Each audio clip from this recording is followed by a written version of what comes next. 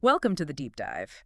We take a topic, dig into the sources, and pull out the key stuff so you don't have to. Think of it as your shortcut to getting up to speed. And this deep dive is brought to you by Ben's Book Summaries. Today we're tackling Hooked, How to Build Habit-Forming Products by Nir Eyal.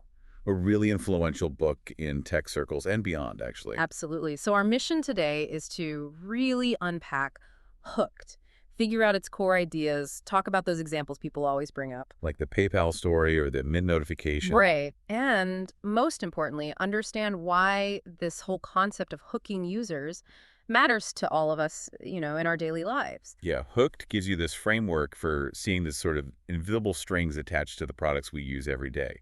We'll distill that model, pull out those key examples. And connect it back to why you, the listener, should care, whether you build stuff or just use it. Exactly. Okay, so the absolute core of the book is the hook model. It's a cycle, right? 4 parts. That's it, a 4-phase process. Trigger, action, variable reward, and investment. Trigger, action, variable reward, investment. Got it. And the whole idea is that companies use this cycle to connect a user's problem, like, say, boredom, with their product as the solution. And they do it often enough that it just becomes automatic, a habit. Okay, let's break that down. Phase 1, trigger. What kicks off the loop? So triggers are basically the cues, the things that tell you to do something. Yeah. EL splits them into 2 main types, Which are? external triggers and internal triggers. External are cues from your environment. Internal, well, they come from inside you, your feelings, routines. External seems pretty obvious, like phone notifications. Exactly, or emails. The book uses the Mint app example. They send these really direct emails like review your transactions. It's a clear call to action. Yeah. App icons on your phone are another one, kind of a constant visual nudge.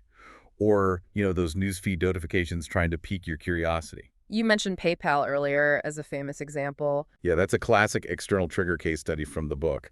Their early referral program, someone sending you money online, was a super powerful trigger to sign up. It wasn't just abstract, it was tangible. Right, money waiting for you. Yeah, But the book also mentions maybe less positive uses of triggers. it does touch on that. Things like dark patterns designs, meant to trick you into doing something. Yeah. Not great for long-term trust, obviously. Uh, And it also categorizes external triggers like, paid ads or getting good press. That's an earned trigger. Or things like email lists you control, which are owned triggers. okay, so those are the external nudges. What about the internal ones? They seem deeper.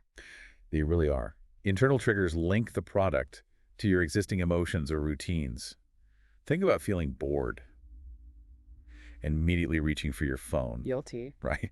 Boredom is the internal trigger there. Or maybe someone feels stressed and opens Pinterest for a bit of calm or inspiration. Or checking Facebook when feeling a bit lonely. Exactly. Or that fear of missing out FOMO, driving checks on Twitter or Instagram. The product becomes the salve for that internal itch. So understanding that itch, that internal trigger, is crucial for making a product stick. How do companies figure that out? Good user research, basically. Empathy. The book mentions Jack Dorsey, Twitter's founder, talking about using detailed user narratives. Like telling a story about how someone uses it. Yeah, to really get the context and the underlying emotions.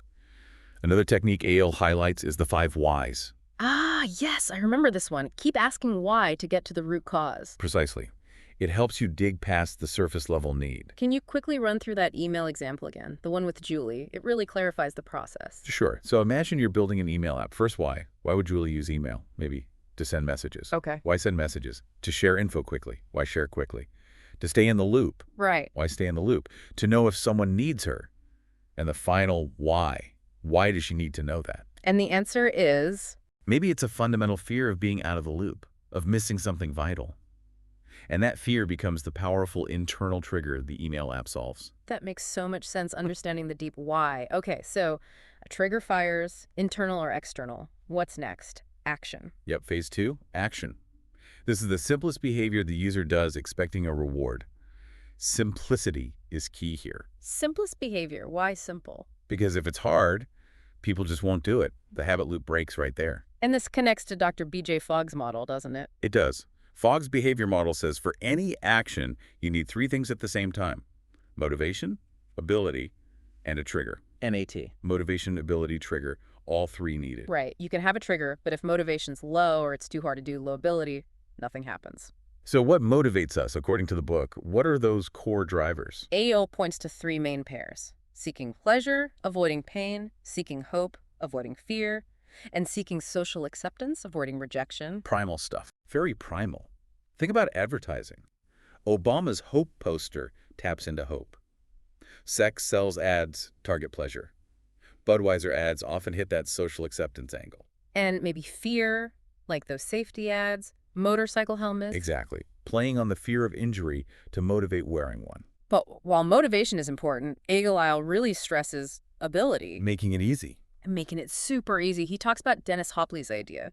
Figure out why people use your product, map the steps, and then just cut steps out. Make it simpler. And there are different ways to make something simpler, right? The 6 elements. Yeah, the 6 factors of simplicity: time it takes, money it costs, physical effort involved, brain cycles, how much thinking it requires, social deviance, is it weird to do, and non-routineness, does it break your usual flow? Can you give some examples of simplifying actions from well-known products? Sure. Facebook login is a big one. It massively cut down the time and brain effort needed to sign up for other sites. Right, just click a button. Or Google search. So Yeah. clean, plus things like autocorrect and predictions. They minimize time and brain cycles. Makes sense. And Twitter's homepage evolution, moving towards just a really clear sign-up or sign-in prompt, simplifying that first action. The book also gets into heuristics, these mental shortcuts we take. How do they fit into the action phase? They influence both our motivation and our perception of ability. Like the scarcity effect, only 3 left, makes something seem more valuable, motivating us. Like on Amazon. Exactly. Or the framing effect, how information is presented matters hugely. The famous example is Joshua Bell, the virtuoso violinist playing in the subway. And people just walked past. Mostly, yeah, because the context of the frame didn't signal high value. It's like how wine price affects perceived taste. Wow. And the endowed progress effect. That's the idea that we're more motivated if we feel we've already started. Think LinkedIn's profile completion bar, seeing it partway done makes you want to finish it. Clever. So these shortcuts nudge us towards taking the action. Okay, trigger fired, action taken because it was easy. Now what? Variable reward. Exactly. Phase 3, variable reward. This is what the product delivers on the promise, but crucially, with an element of unpredictability. Unpredictability. Why not just give the reward consistently? Because it's the anticipation of the reward, the mystery, that really drives repeat behavior. Our brain's reward pathways, like the nucleus accumbens, light up more intensely in anticipation.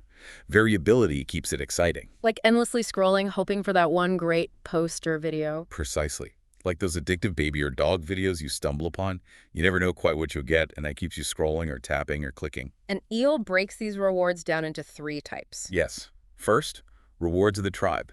These are social rewards, feeling connected, accepted, important to others. Likes, comments, upvotes. Exactly. Stack Overflow points and badges, Facebook likes, Twitter retweets, they all tap into that need for social validation.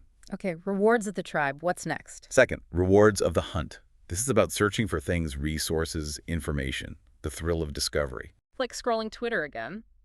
Hunting for news or interesting links. Yep. Or exploring Pinterest, hunting for that perfect image or idea.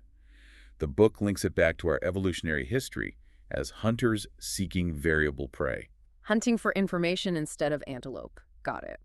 And the third type? Rewards of the self. These are intrinsic rewards: mastery, competence, completion, control. Ah, like leveling up in a game. Perfect example. Or finally hitting inbox 0, that feeling of accomplishment. Mailbox, the old email app, really gamified that. Right. Or learning a new skill on Codecademy. Satisfying that internal drive for competence, but the book warns about these rewards too, right? Something about autonomy. Yes, a really important point. You can't make users feel manipulated or like their control is taken away. The example used is Quora's Views feature. What happened there? They started showing who viewed your answers automatically, without asking. People felt exposed, their autonomy violated, and there was backlash. So the reward has to feel right, not creepy. That makes sense. And the because justification thing. Oh, right. The study showing people are more likely to comply with a request if you give any reason, even a weak one, like because I need to make copies. It highlights how we respond to justifications, but again, ethics matter. And how does this apply to, say, wellness apps? Why do some stick and others don't? The sticky ones often align better with existing behaviors and use the right rewards. Photocracy, for example, leverage social connections, tribe rewards, like a virtual gym buddy system. Okay. Whereas something like MyFitnessPal, if you're not already motivated to meticulously track calories, The reward of seeing charts might not be enough to overcome the effort, action phase. And variability matters too, finite versus infinite. Big difference. Games like Farmville had finite variability. Eventually you saw all the patterns. It got boring. But platforms with user-generated content, YouTube, Facebook, Twitter, or games played with unpredictable humans like World of Warcraft have infinite variability. They have much more staying power. So the reward needs to fit the product, feel variable, and connect back to that user's internal trigger. Exactly. And Eyal points out how email actually uses all three reward types. Tribe, who emailed, Hunt, what info. Self, managing the inbox, which helps explain why it's so sticky. Wow, okay. Trigger, action, variable reward. That brings us to the last phase. Investment. What's this about? Investment is where the user puts something in to the product: time, data, effort, social capital. Why would they do that? Because that investment improves the service for them in the future. It loads the next trigger and stores value, making it more likely they'll come back. It's about long-term reward anticipation, not immediate payoff. So it makes the product better for me over time. Exactly. And it uses psychological principles too, like the IKEA effect. We value things more if we put effort into building them, whether it's furniture or, say, an elaborate music playlist. Right. And we like to be consistent. Yes, the principle of consistency. We strive to align our future actions with our past commitments. The book cites that classic study, asking people to put a small safe driver, sign up first. Makes them more likely to agree to a huge, ugly billboard later. Precisely. Small investments pave the way for bigger ones. We also want to avoid cognitive dissonance. That uncomfortable feeling when our actions and beliefs don't match. Right. If we've sunk time or money into something, like maybe a game like Mafia Wars back in the day, we tend to rationalize it. It must be good if I'm spending this much time, money on it, to reduce that dissonance. So we justify our investment by valuing the product more. Pretty much. Yeah. And crucially, the investment phase usually comes after the reward. You ask the user to do a little work after they've gotten value, increasing the friction slightly, but in a way that sets up future engagement. Like following someone on Twitter after you've enjoyed their tweets. Perfect example. That follow is an investment that improves your feed later. It also taps into reciprocity.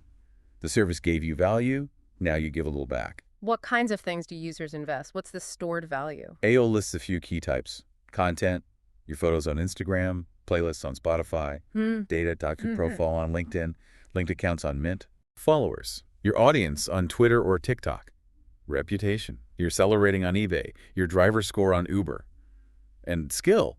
Just learning how to use a complex tool like Photoshop is an investment. So the more you put in, the harder it is to leave, higher switching costs. Exactly. Think about Tinder swiping as an investment leading to matches, stored value.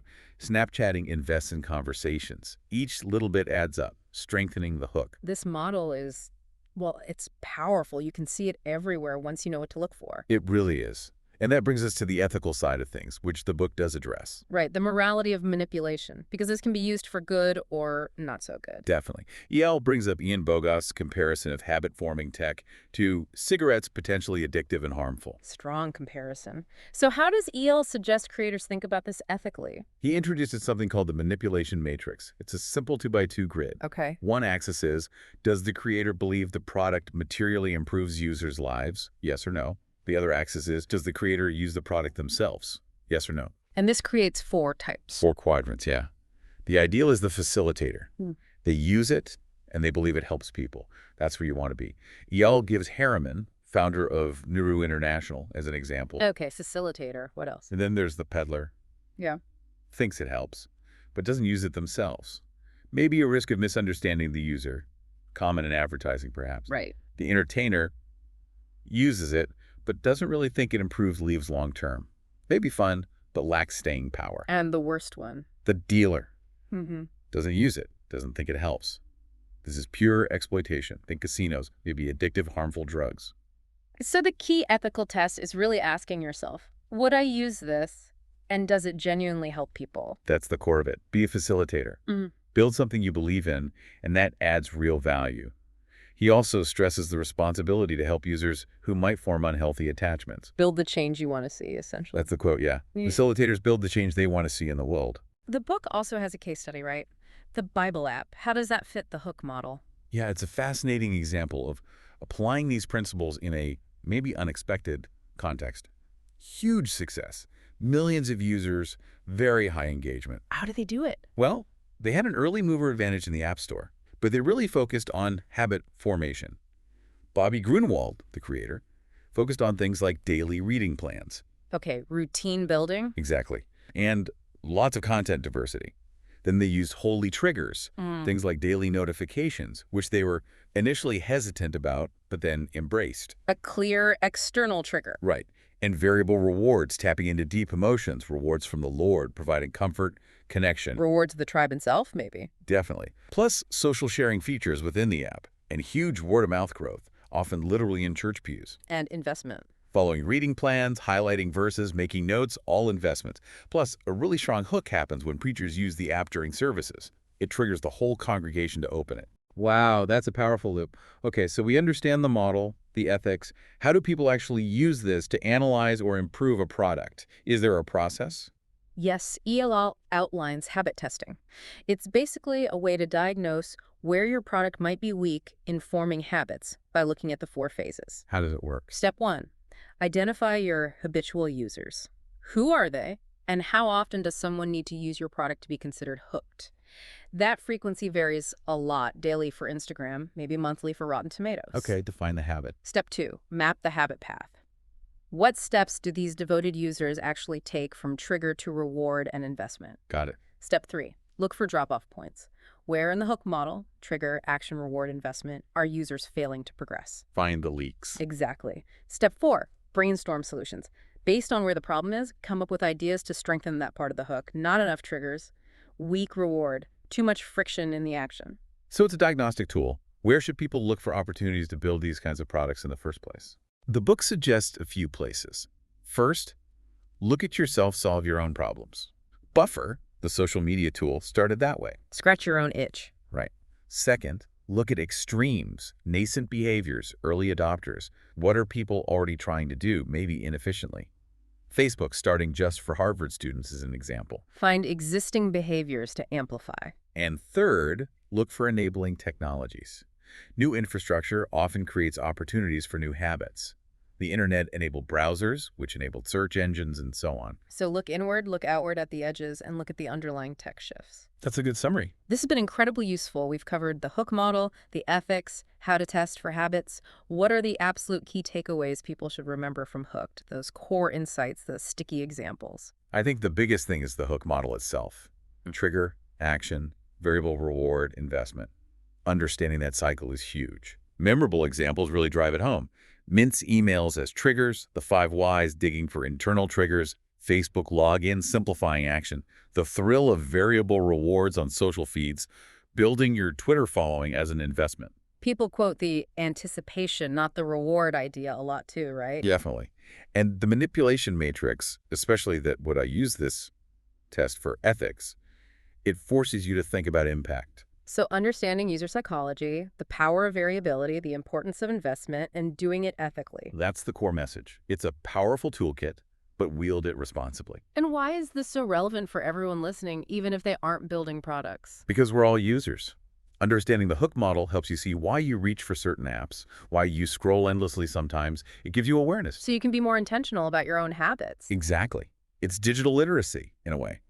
Knowing how these things are designed helps you navigate the digital world more consciously, deciding which hooks you're okay with and which you might want to unhook. Becoming aware of the invisible strings. That's a powerful takeaway. It really is. It shifts your perspective on the technology you interact with every single day. This was fantastic. A really thorough deep dive into Hooked. Thanks for breaking it all down. My pleasure. It's a book that definitely makes you think. So we've reached the end of our deep dive into Nir Eyal's Hooked. And maybe a final thought to leave you with. Given how good technology is getting at forming our habits, what responsibility do we have as individuals to understand and maybe even manage our own hooks? Something to ponder. Good question. Remember, this deep dive was brought to you by Ben's Book Summaries. If you want concise takeaways from influential books like this one, definitely check them out. Thanks for joining us on the Deep Dive.